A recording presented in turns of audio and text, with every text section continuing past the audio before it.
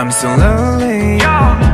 I'm eternally with nobody. I think for myself, but I'm lonely. I don't know what to do. 이제 뭘 하지 뭐든지. Every time, every day, everything feels lonely. 나도 너를 잘 모르겠다는 말이지. 일만 했던. Cerita dimulai dengan seorang wanita pekerja keras bernama Yumeri. Dia adalah pemilik usaha desainer yang masih kecil dan sebentar lagi akan menikah. Ia sudah menyiapkan segalanya, dari baju pengantin, sewa gedung, bahkan sampai membeli rumah untuk dirinya dan suaminya saat menjalani hidup berumah tangga. Dan uang deposit rumahnya adalah hasil dari tabungannya sendiri dan juga uang ibunya Mary. Namun sayang, saat menyiapkan pernikahannya seorang diri, kekasih Mary, Kim Woo-ju, malah berselingkuh dengan rekan kerjanya di rumah barunya bersama Mary.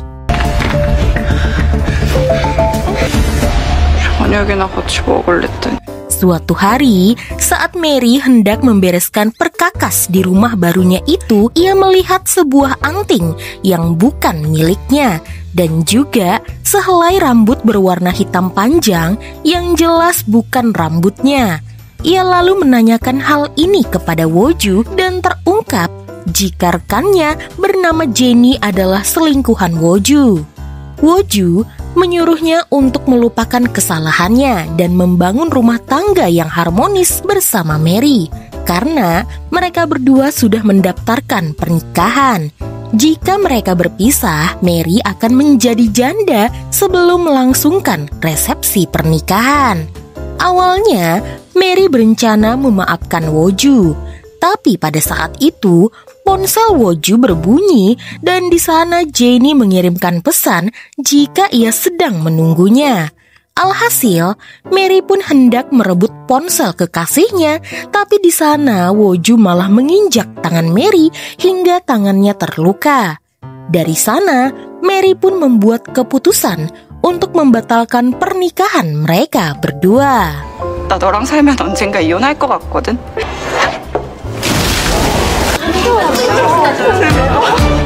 Sementara itu, di lain sisi, ada seorang pria baik hati yang baru saja kembali dari luar negeri. Di dalam pesawat, pria itu membantu ibu tua yang hampir diganggu oleh putranya sendiri, di mana putranya berniat memaksa ibunya untuk menandatangani tanah yang ibunya miliki. Alih-alih kembali pulang ke rumah, pria baik hati itu justru memilih untuk liburan di pinggiran kota. Padahal neneknya, seorang pembisnis kuliner sukses, sudah menanti kedatangan cucunya. 예배도 없이 타지에서 햄버거나 먹고 산. 1 bulan kemudian, Mary dan Woo-ju resmi membatalkan pernikahan mereka.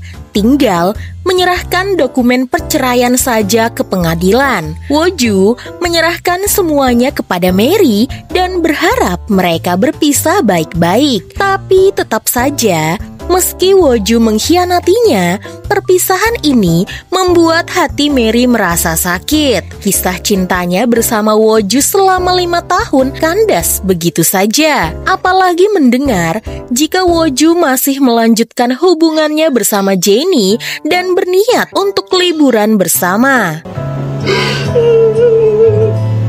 Suatu hari, Mary kedatangan tamu. Rupanya, dia adalah pemilik asli rumah yang baru dibelinya, di mana rupanya Mary terkena penipuan. Asisten pemilik rumah ini berpura-pura menjadi pemilik asli dan menipu orang-orang yang ingin membeli rumah, lalu ia kabur. 그럼 못 받을 수도 있다는 거예요? Mau tidak mau, Mary pun harus pindah dari rumah yang dibelinya dan uangnya menghilang. Ia mencoba menghubungi Woo-ju dan menceritakan masalah ini.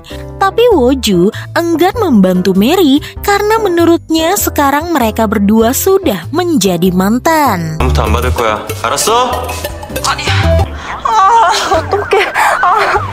Alhasil malam itu pun Mary mabuk. Ia bingung harus bagaimana. uang rumah itu juga ada uang ibunya. Apalagi Mary tidak berani memberitahukan ibunya jika pernikahannya batal dan ia menjadi janda. Saat pulang, tidak sengaja ia menyenggol mobil yang dikendarai oleh pria baik hati itu. Pria itu pun berencana membawa Mary ke rumah sakit, namun Mary menolak. Karena takut terjadi apa-apa, pria tersebut memberikan nomornya dan mengenalkan dirinya yang bernama Kim Woo-ju. Sontak, mendengar nama tersebut, Mary pun kesal karena mengira pria baik bernama Woo-ju ini adalah mantan kekasihnya yang juga bernama Woo-ju. Mary langsung memukulinya dan meminta tanggung jawab karena semua ini terjadi karena Woo-ju. Karena takut wanita ini semakin gila, Woo-ju pun berniat untuk pergi saja. Namun tiba-tiba, Mary yang sedang mabuk itu malah menduduki tanaman kaktus yang berduri.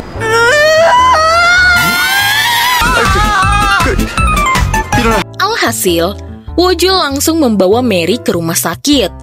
Mary yang mulai sadar merasa malu, apalagi dia sampai ditertawakan oleh perawat. Dokter yang menangani Mary adalah teman Woo-ju. Ia rela mengerjakan tugas dokter magang hanya agar dilirik oleh Woo-ju, si pria baik hati. Saat meminta Woo-ju mentraktirnya kopi, Woo-ju menolak karena ia harus mengantar Mary, gadis yang sebenarnya tidak ia kenal, pulang ke rumah dengan selamat. 커피라도 한잔 하고 가지. Karena bokongnya sakit, terpaksa Mary duduk menghadap ke belakang. Sayangnya, karena menghadap belakang, Mary pun jadi mual dan ingin muntah. Woo-ju langsung menghentikan mobilnya agar Mary bisa menghirup udara segar. Singkat cerita, Woo-ju pun mengantar Mary pulang ke rumahnya dan mereka pun berpisah. Di sisi lain, di sebuah perusahaan properti bernama Beauty Palace, hari itu mereka mengadakan undian besar-besaran yang hadiah utamanya adalah rumah untuk pengantin baru. Namun, untuk hadiah pertama sudah disetting oleh perusahaan, di mana kolega mereka, yaitu keponakan istri wali kota yang akan memenangkannya. Dan direktur Beauty Palace, Lee Sung-woo, yang akan berpura-pura mengundi dan juga mengumumkan pemenangnya. Namun, karena ada kesalahan kecil, di mana seharusnya kupon milik keponakan istri wali kota yang diumumkan, malah kuponnya itu terjatuh dan tercampur dengan undian kupon yang lain. Sung-woo pun mengambil kupon orang lain dan ternyata orang itu adalah Mary yang berhak memenangkan rumah impian untuk pasangan pengantin baru. Mary lalu dihubungi dan dinyatakan sebagai pemenang. Namun, ia harus memenuhi syarat terlebih dahulu. Jika tidak, hadiahnya akan hangus. Syarat yang pertama, dia harus memiliki kartu identitas, bukti belum memiliki rumah, bukti pendapatan, dan juga bukti jika sudah menikah. Lalu, syarat yang kedua, saat serah terima rumah, Mary harus membawa serta suaminya. Beruntung, Mary belum menyerahkan berkas perceraiannya ke pengadilan, sehingga ia masih tercatat sebagai istri Kim Woo-ju. Mary lalu berniat menghubungi dan memberitahukan mantan suaminya itu, namun sayang, pria yang suka selingkuh itu tidak mau mengangkat telepon darinya. Mary pun hampir putus asa, namun ia pun teringat ada seorang pria baik hati dengan nama yang sama dengan nama mantan suaminya. Tak butuh waktu lama, Mary mengajak pria itu untuk bertemu. Pria baik hati bernama Kim Woo-ju itu mengira Mary ingin memberitahukan tentang pemeriksaannya ke dokter. Rupanya ia salah. Mary malah ingin Woo-ju menjadi suaminya. 제 남편 좀 돼주실래요?